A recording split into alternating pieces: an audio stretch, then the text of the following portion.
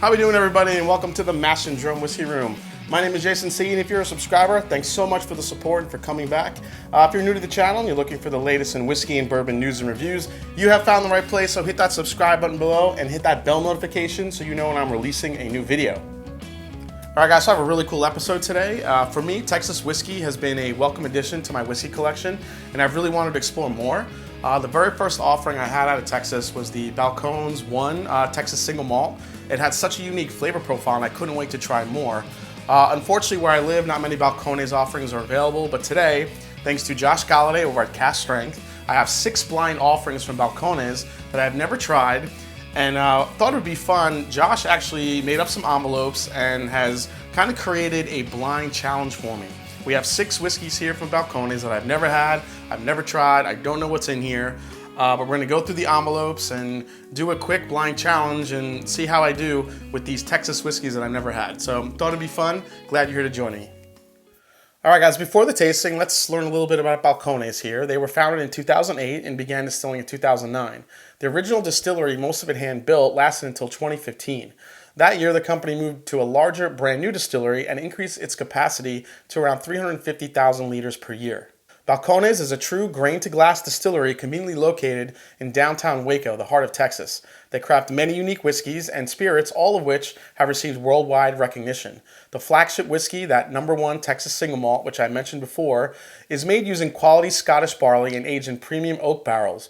Balcones distills all of their beloved whiskeys inside the historic Texas Fireproof Storage Company building in Waco. Utilizing creative techniques and unique mash bills, Balcones is truly at the forefront of the craft American whiskey movement. All right, guys, again, a big thank you to Josh Gollady over at Cask Strength for setting this up for me. I'll leave his link down in the description of the video so you can go check out their channel. They're doing some really great stuff there over on Cask Strength. Also, if you haven't yet, go check out Eric Waite Whiskey Studies. He's doing all month of May, he's doing a whole dedication to all Texas whiskeys. So go to his channel, check it out, and see what he's tasting. Definitely some cool stuff that I can't wait to try. So Josh was kind enough to send some envelopes. So let's open it up and see what he has to say. All right, envelope 1. The Balcones Blind Challenge, Part 1. Part 1 is simple. Nose and taste all the samples, giving your initial impressions while blind to everything except the distillery. In Part 2, you'll answer questions relating to the whiskeys to see if you can identify certain characteristics that make each one different. In Part 3, I'll reveal the names of the whiskeys along with a short description and some of my personal tasting notes. Attempt to match the sample to the description. Many of these expressions are high proof and or cask strength, so proceed with caution. All right, guys, so you heard Part 1. Part 1 is just taste through them, make some notes, give some initial impressions, what I'm smelling, what I'm tasting, and then from there we'll get into Part 2. So let's get into sample number 1 here. Here we go. Wow, sample number 1 is bringing a ton of oak to the table. A lot of deep, rich caramels, brown sugars. You could definitely taste that alcohol or smell that alcohol coming through as well. There's a lot of sweetness, though, coming through here, too. There's a ton of brown sugar in here. There's almost a licorice aspect to it. Really nice on the nose. Really very, very sweet on the nose. A lot of oak character, though, too. All right.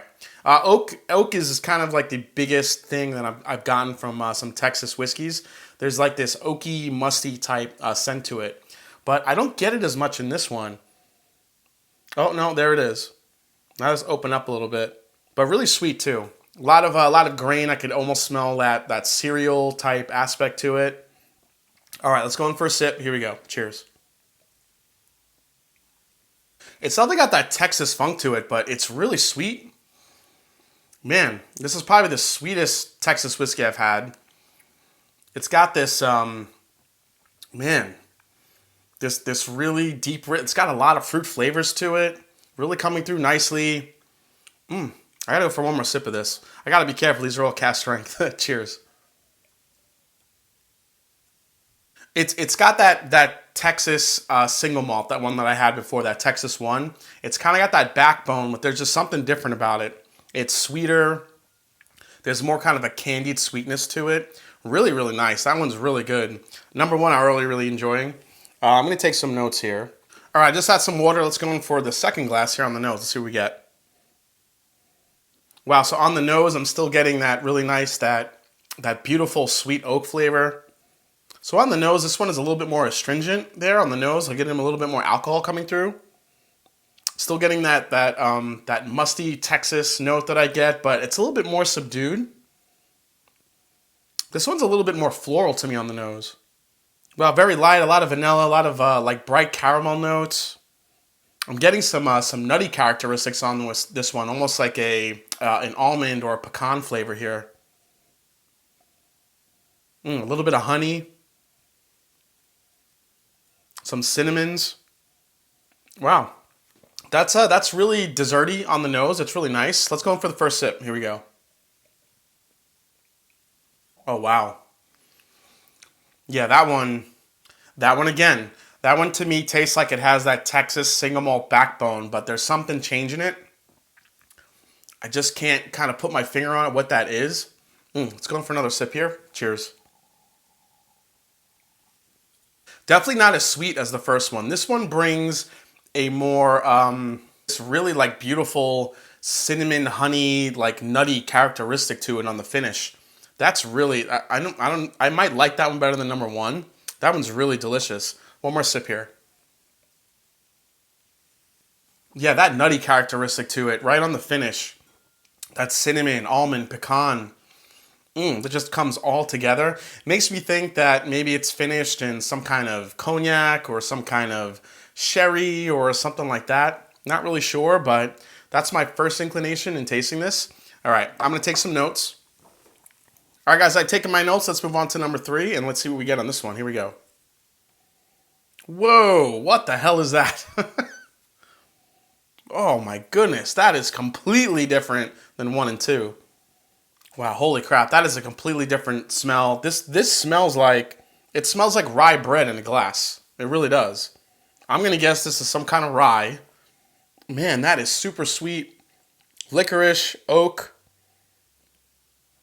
Good punch of alcohol coming through. Remember, he said these were all cask strength, so they're gonna bring some flavor here. They're gonna bring some heat. Man, that is wild. It's like a I'm trying to explain here. It's a big rye punch, but it's a different kind of rye. It's not as sweet. It's a very, very unique. At least I'm thinking it's rye, but it definitely tastes like a big slice of rye bread in here with some butter, maybe some honey on top. Wow, that's crazy. All right, let's go in for a sip. Here we go. Cheers. Wow, that one's really different. I'm not sure if I like that or not. That is just bringing a completely different flavor profile than 1 and 2.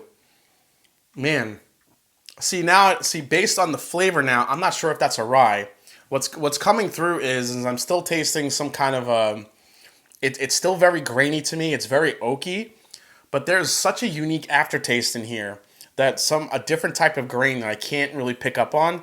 Let me see. Let me go for another sip here. Okay, so I know I said I'm not sure if I like that or not, but now I think I'm liking it. There's a chocolate aspect to it, which is crazy. It's like a mint chocolate, like a York peppermint patty type aspect to it. That is so unique. I've never had anything like this. Let me go for one last sip here. I mean, if it was a rye, it's not that typical like dill note that you would get or anything like that. It's when you smell it, it's like it's almost like one of those scented candles you light up around Christmas time. You get these really bright notes of almost like wood and forest, and then you take a sip, and then all of a sudden like this chocolate bursts and peppermint comes out, and there's some wood characteristic to it. That is really, really crazy unique. I've never had anything like that. I'm gonna take some notes on this one. All right, so now that he completely threw me for a loop with number 3 here, let's go to number 4. Now, number 4 is easily the lightest one out of all 6. There's some pretty dark whiskeys in here, but this one's pretty light. So let's see what we get on the nose here. Wow, this one smells the most like a single malt scotch to me, like something that's a little bit more familiar to me. This one tastes, this one doesn't smell like the rest. I'm not getting that Texas kind of musty funk to it that I normally get. No, it's a little bit there, but this is more coming off like a really, like a single malt scotch. This has some lemon, it's got that burnt toast characteristic to it, a little bit of a citrus note in here. Definitely getting a lot of barley character. I'm definitely smelling like a fresh. You ever go to a distillery and smell the mash, kind of that scent that's in the air, like a fresh mash just cooking? That's what I'm getting in this glass. That's why I wouldn't think this was very old. It smells kind of on the younger side of a whiskey, but more of that quintessential single malt Scotch type aspect. So let's go in for a taste. See what we get. Cheers. Wow, that one. If that one's Cask Strength, I'm really surprised. That was so light and so easy. Wait, take that back. Now it's kind of starting up again. But yeah, that's a really easy sipper. Let me go for one other sip here. Yeah, this one's just giving me a burst of honey, burnt toast, some orange, a lot of that cereal grain there too. Getting a lot of barley. Definitely, that longer finish is starting to come in here now. Maybe coming off the other three, this is just coming off lighter. But it is a lighter whiskey. I mean, not just in color, even in flavor here too. Let's go for one more sip. Yeah, very, very light. It just tastes like a really beautiful quality single malt scotch. It's got some pepperiness to it there on the finish too, which is kind of nice. Which I definitely equate to maybe a younger type of scotch. Beautiful, beautiful whiskey. Really easy sipper. That one's dangerous because if that's Cask Strength, then that's really easy to sip on. All right, I'm going to take some notes on number 4. All right, let's get into number 5. Number 5 and 6 are actually the darkest that I've seen out of all these. So getting into some high octane stuff here, I think. So let's see what we get in number 5 on the nose. This reminds me of roasted figs with honey on it. So delicious, so sweet. God, a ton of brown sugar, a ton of caramels and vanillas and maple syrup too in there too. Wow, it's so it just smelling it smells like it's gonna be like so syrupy on the palate. And judging on the color, it just might be. Wow, crazy intense sweet flavors on the nose here. Let's go in for a sip. Here we go. All right, the nose did not match the palate on that one. It came off as very sweet on the nose, but the finish on this one was completely different. It was more leathery and tobacco almost. Let me go for another sip here. That tastes like a really older bourbon type aspect to it. It's got this really deep, dark, rich tobacco, leathery, a lot of oak flavor to it. It's deep, it's rich, it's dark. The caramels and brown sugars are starting to make their way. Starting to come through. Let's go one more sip here. Man, the more I sip it though, the sweeter it's getting. It's getting super, super sweet, like candy. Yeah, but that maybe that's that mustiness I'm getting, that leathery tobacco note. It's so super dark. I feel like it's picked up a lot of oak flavor in there. But there's a ton of sweetness. Yeah, it's like pure candy on the nose. It's crazy. Let me go for another sip here. Yeah, that one is coming off. It's like sour. It's like sweet and sour again. Getting that sweet and sour finish. I was getting that on one of the other ones. I can't remember which, but it's giving me a really nice sweet and sour finish to it. Again, I feel like that's that Texas one single malt backbone. Just something else is changing in here. I just can't figure out what that is, but it's definitely leaving this this musty earthiness to it.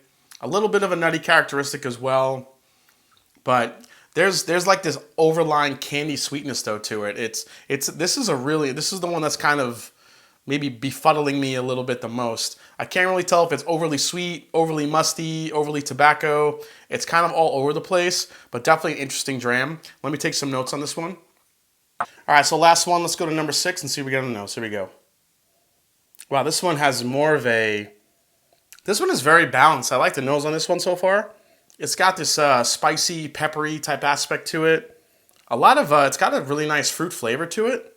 I'm thinking this is like some kind of finish on it, maybe. Maybe like a It smells like when you pop the top off of a fresh bottle of wine and then you smell it. A lot of fruit flavor, a lot of spice, definitely an alcohol punch coming through here. Some cinnamon, some oak. A ton of spicy oak. The oak is kind of overpowering the whole scent here. But there's some really beautiful caramels and vanillas coming through here too. But there's like a fruity aspect to it, which I really like. Let's go into the palate, see what we get. Cheers. Man, that one might be my favorite one so far. That one it's got this really beautiful spicy finish to it, which I really like. But it's also a little bit fruity as well. Really, really nice. Very balanced so far. Let's go for another sip. That's really interesting. Really peppery, really sweet. There's a lot of fruit flavor I'm getting in there too. Getting maybe a little bit of a blackberry, raspberry type aspect to it. But it's the finish on that. It's very, very spicy, which I really love. If you've watched my channel, you know I like a really good kind of a spicy long finish. And number 6 here is really bringing that. Really like that a lot. Let's go for one more sip here. I really like that one a lot. That one to me has probably the best balance out of all of them.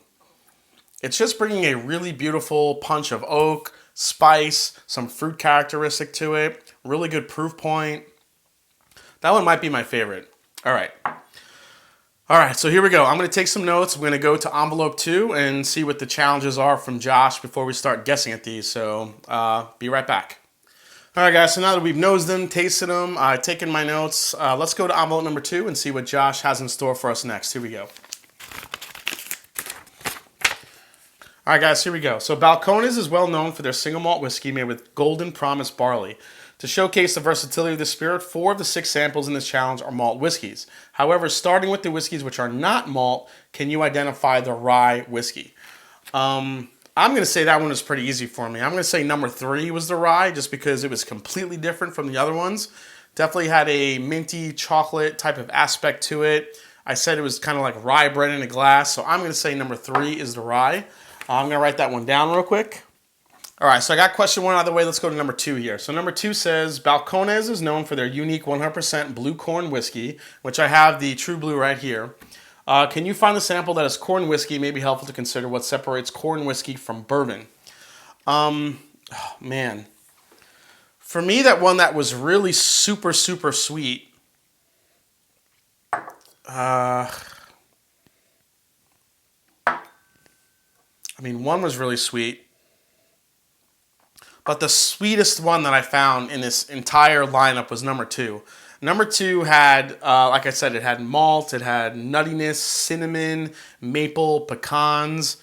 That one to me tasted like it was 100% corn whiskey. It was just so super sweet, it was like candy. So I'm going to go with number 2 for the one that's 100% corn whiskey. Let's go to number 3. Number 3 is shifting to the malt expressions. So now we're 4 malts that are left. Their 10th anniversary party saw the release of 2 single malt expressions. Can you spot the one which was finished in sherry casks? That one's hard. I'm going to say, This one smelled and tasted more like a traditional single malt scotch, maybe finished in sherry. All right, if I had to guess, I'm going to say number 4 was the one that was finished in sherry. This one just tasted like a traditional single malt scotch, maybe finished in some sherry cask to me. So I'm going to go with number 4 as my guess for that one. So I'm going to write that one down. All right, let's go to number 4 here. Number 4 is the second 10th anniversary whiskey was finished in port. Can you find the port influence? I don't know. That one I don't feel like is port. That one is extremely spicy. I don't feel like there's a port influence there. It would be between 5 and 1. I don't know. 1 to me had a really nice sweetness to it, but 5 was really sweet as well. But 5, I don't know. Let me go for another quick taste here. I don't know. 5 is really sweet to me, so I just tasted them real quick, and 5 is really, really sweet to me. It's really between 1 and 5 for me. I'm going to say 1 is the port cask, because 5, I feel like, has some more stuff going on than just port. So I'm going to say 1 is the port cask finish. So I'm going to write that one down. All right, so next one here, he says, one of the malt whiskeys was matured in French oak casks. So which one is it? So that one for me, I think, is kind of on the easier side, and I'll tell you why. I'm going to guess number 6 is French oak. And the only reason why is because I've had a good amount of Maker's Mark private select whiskeys. And there is a very, very French oak spiciness to it. And if you see the staves on the back of the Maker's Mark bottles, the French oak does kind of invoke a really nice spice to it. So I'm going to say 6 is the spicy one, French oak. And then the last one is Balcones make an interesting product called Rumble, which is a rum-like spirit distilled from turbinado sugar, wildflower honey, and mission figs. One of the malt whiskeys was matured in used barrels, a significant portion of which was Rumble barrels. Which one is it? I'm definitely going to say that's number 5, because this one has a really strong aspect of honey. If I go back to my tasting notes, it was super sweet, a lot of oak. I wrote down it had a mustiness to it, some honey to it. Yeah, I'm going to go with this one being the ex-Rumble one. So let me write that one down as number 5. And there you have it. So those are my picks. Let's go to the next envelope and see if I was right. All right, guys, so let's see what Josh says in part 3 here of the challenge. He says, in this final section, I'll give you the names of the expressions, comments about how they are made, and a few of my tasting notes. Make your final decisions to match each blind sample to the list below. All right, so I've made my decisions, but this is what he included in the tasting guides. We have the Balcones Cask Strength Rye, the True Blue Cask Strength, the Mirador, the Brujeria, the Hechicheros, and the French Oak, matured in French oak casks. So let's go to the results, what he sent, and let's find out if I was right. So here we go. All right, guys, so I have my guesses here, and Josh was kind enough to send me an email with the results and what was in each sample bottle. So let's see if I was right on any of these. So the first question was to identify the rye. And I guessed number 3 to be the rye, and number 3 is the rye Cask Strength. So I got that one right. He says here that the rye is made of 100% rye, but highly unique. Specialty ryes in the mash bill give this unique flavor: dark chocolate, orange, pipe tobacco. I did say that there was a very heavy rye characteristic in there. I said mint, I said chocolate. So that one for me was pretty easy to pick out. All right, let's go to the next one. Balcones is known for their unique 100% blue corn whiskeys. Can you find the sample that is a corn whiskey? I guess number 2.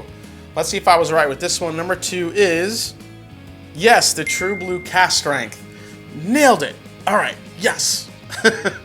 Sorry, I'm a little excited I got that one. A lot of these are pretty sweet, but that one was really super sweet.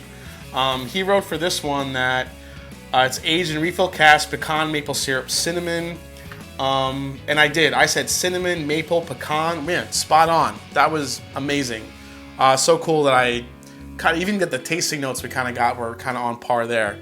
All right, let's go to the next one. So far 2 for 2.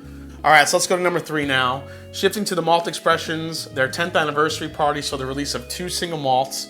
Can you spot the one which is finished in sherry? I guess number 4 for that one. So I guess this one right here, and that one's actually the Mirador.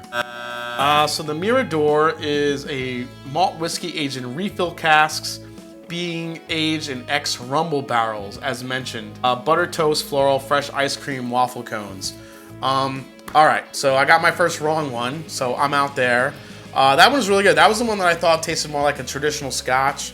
It was definitely very buttery, a little bit more, for me it was kind of peppery, orange, lemony, very interesting. Didn't get that one though. All right, guys, let's go to number 4 here. Number 4 is the second 10th anniversary whiskey, finished in port casks. I guess number 1. And as we go to the email, number 1 is the Hechicheros, finished in port. Yes, got that one too. Awesome. I did get a little bit of a port aspect here. And I really think the only reason why I got that is because lately I have been drinking a few scotches with some port finishes. The Glenmorangie. Also, Virginia Distilling releases a really good port-finished American single malt. I've been sipping on that, and that reminded me of that one a lot. So that was, I think, maybe kind of good timing on that part that I got that one. All right, guys, let's go to number 5. So number 5 says, one of the malt whiskeys was matured in French oak casks. Which one is it? I guess number 6 to be that one because it had that spiciness. And number 6 is the French oak. Yes, so I got number 6. That's awesome. It kind of threw me off at first. I thought maybe that could have been the sherry finish. It was very fruity to me, but that spiciness definitely reminded me of that French oak spice you get in some of those Maker's Mark ones. So glad I nailed that one. All right, guys, and lastly, we have question 6, which he wanted me to try to figure out which of these expressions was finished in the ex-Rumble casks. Rumble, as I mentioned, was the expression distilled. It's kind of a rum-like whiskey, finished in turbinado sugar, wildflower honey, and also mission figs. Gives it a really sweet flavor. I guess that one was number 4, but it's actually number 5. Number 4 is the Mirador. The Mirador is finished in those ex-Rumble barrels. And number 5 is the Brujeria, which is a single malt finished in sherry casks. All right, guys, well, I hope you enjoyed this episode of the Mash and Drum as we did this blind challenge from Josh Gollady over at Cask Strength. Thank you so much, buddy. Really appreciate you sending me these. These were all extremely unique, especially that rye. That rye is like nothing I've ever had. I think Texas whiskey is making a case to be... The flavor profile is so interesting and so unique. I really feel like it could go down the line of being its own category. Texas whiskey just has a different flavor, different kind of aftertaste, a different scent than most bourbons and most scotches that you'll ever try. So I implore all of you to go out, try some Texas whiskeys, see if you like it, try some of these different expressions. All of them are so interesting, and I can't wait to get into more of these. All right, guys, so thanks again for watching the Mash and Drum Whiskey Room. I hope you enjoyed this blind sample challenge of Balcones Texas whiskey. I really hope you enjoyed it. If you haven't yet, hit the subscribe button below. Please hit that like button. If you haven't yet, find me on Instagram and also find me on Twitter. Let me know down in the comments or on social media if you've had any of these, what your impressions of Texas whiskey are. And like I always say, it is not about the whiskey, it is the people you share it with. So cheers. And I will see you next time on the Mash and Drum. Take care.